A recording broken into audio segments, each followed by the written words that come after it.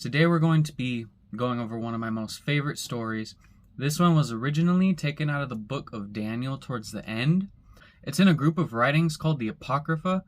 So the Apocrypha was written, basically put in the Bible, and during the Reformation in 1885, it was removed from the Bible. So the only difference between the regular readings of the Bible and the Apocrypha is that the Apocrypha is no longer in the Bible because the Protestants deemed that it did not belong in the Bible, so they ended up removing it.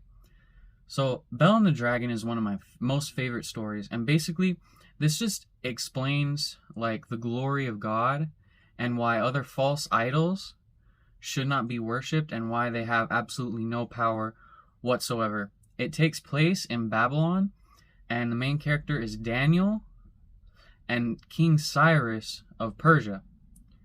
The main antagonists are Bel, which is another translation of Baal, and the dragon is just a dragon. This might be a parable. I'm hoping it's a parable. If not, it's a real living, breathing dragon. But basically, this just shows the glory of God. And also towards the end, Habakkuk actually flies to the lion's den where Daniel is again.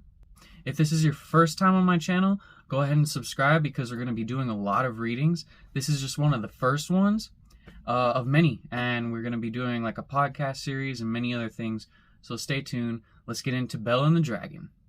And King Astyages was gathered to his fathers, and Cyrus of Persia received his kingdom.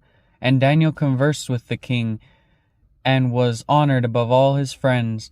Now the Babylonians had an idol called Bel, and there were spent upon him every day 12 great measures of fine flour, and 40 sheep, and 6 vessels of wine.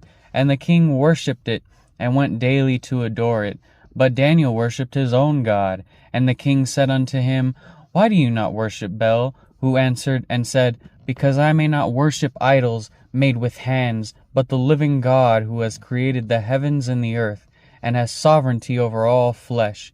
Then the king said unto him, Do you not think that Bel is a living God?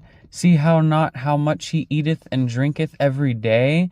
Then Daniel smiled and said, O king, be not deceived, for this is but clay within, and brass without, and did never eat or drink anything. So the king was wroth, and called for his priests, and said unto them, If you tell me not who this is that devours them, these expensives, you will die. But if you can certify that Bel devours them, then Daniel shall die, for he spoke in blasphemy against Bel. And Daniel said unto the king, Let it be according to your word. Now the priests of Bel were 70, beside their wives and children. Lo, we go out, but you, O king, set on the meat, and make ready the wine, and shut the door fast. Then seal it with your own signet. And tomorrow, when we come in, if you find that Bel has not eaten up all, we will suffer death, or else Daniel that speaks falsely against us. And they little regarded it, for under the table they had made a privy entrance, whereby they entered in continually and consumed those things. So when they were gone forth, the king set meats before Bel. Now Daniel had commanded his servants to bring ashes. And those who strewed throughout the temple in the presence of the king alone, they went out, and shut the door. And priests with their wives and children, as they were wont to do, and did eat and drink up all. In the morning betime the king arose, and Daniel with the king, they be whole.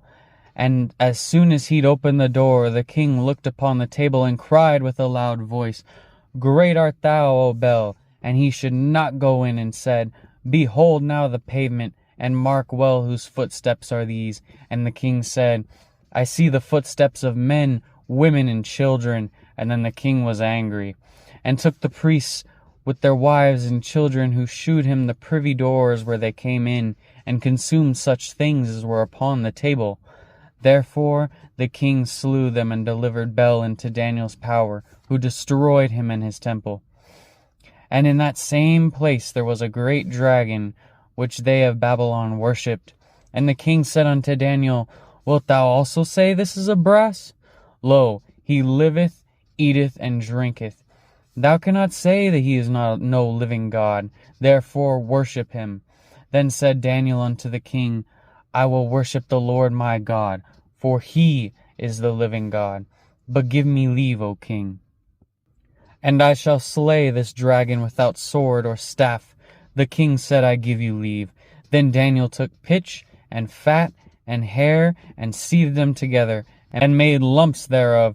This he put in the dragon's mouth, and so the dragon burst in sunder. And Daniel said, Look, these are the gods you worship. When they of Babylon heard that, they took great indignation, and conspired against the king, saying, The king has become a Jew, and he's destroyed Bel. He's slain the dragon, and put the priest to death.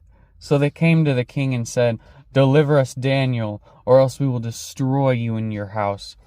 Now, when the king saw that they pressed him sore, being constrained, he delivered Daniel unto them, who cast him into the lion's den, where he was 6 more days. And in the den there were 7 lions, and they had given them every day 2 carcasses and 2 sheep, which then were not given to them, to the intent that they may devour Daniel. Now there was a Jewry, a prophet called Habakkuk, who had made pottage, and had broken bread in a bowl, and he was going into the field to bring it to the reapers. But the angel of the Lord said unto Habakkuk, Go, carry the dinner that thou hast into Babylon unto Daniel, who is in the lion's den. And Habakkuk said, Lord, I never saw Babylon, neither do I know where the den is. Then the angel of the Lord took him by the crown, and bare him by the hair of his head, and through the vehemency of his spirit set him in Babylon over the den. And Habakkuk cried, saying, O Daniel, Daniel, take the dinner which God has sent you. And Daniel said, Thou hast remembered me, O God, neither hast thou forsaken them that seek thee and love thee. So Daniel arose and ate. And the angel of the Lord set Habakkuk in his own place again immediately.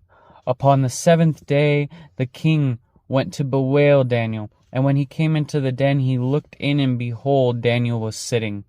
Then cried the king with a loud voice, saying, Great are you, O Lord God of Daniel, and there is none other beside thee. And he drew him out, and cast those that were the cause of his destruction into the den, and they were devoured in a moment before his face.